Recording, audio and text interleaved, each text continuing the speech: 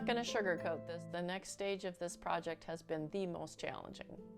In part 3 of The Colorful Wood Duck, I share with you how my plans went sideways. I second-guessed everything about the art piece, and I spent 2 weeks chasing my tail.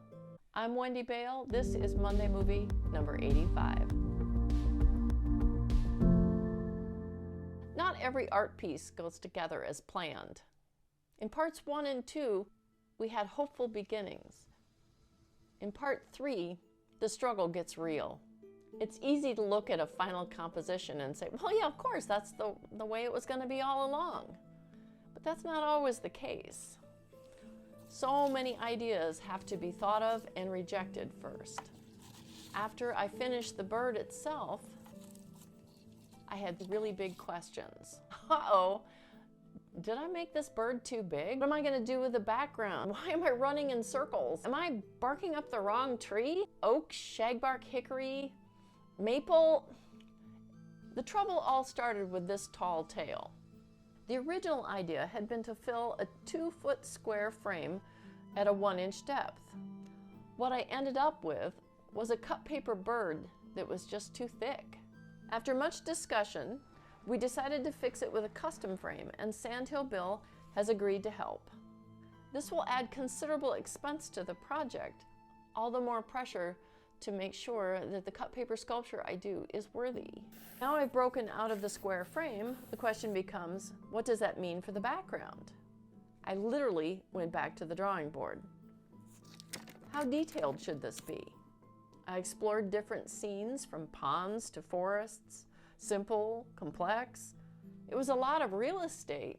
Should I leave it open or should I fill it? That's when everything really went sideways, but I mean in a good way. I had been thinking of it as a vertical, but once I switched the idea to being horizontal, that's when things finally started to gel. I looked at my original sketches. From the get-go, I wanted the textured bark to frame this bird. Yes, it's a duck. I could have put him at water's edge, but being a perching duck is what truly defines a wood duck. It had to be a tree. But what tree? After mulling this about for too long, I spent 3 hours hiking around Big Pond last Wednesday. Each favorite tree begging to be my choice. I studied their bark.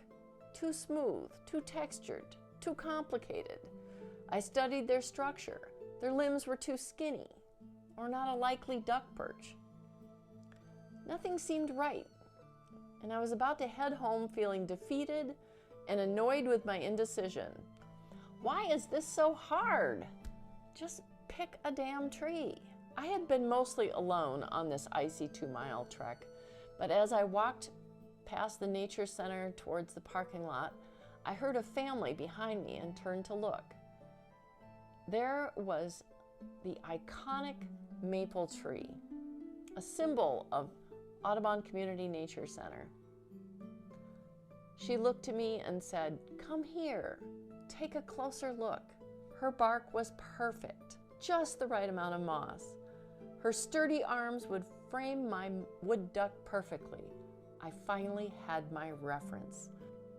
A familiar old friend, this beautiful old tree was going to help me out of my funk. Finally past these challenges, I'm now back to paper cutting. I wanted to show you the raw, honest truth about making this piece. It's not always easy. It's sometimes kind of messy, and it occupies my mind more than you can imagine. With any luck, it'll come around in the end.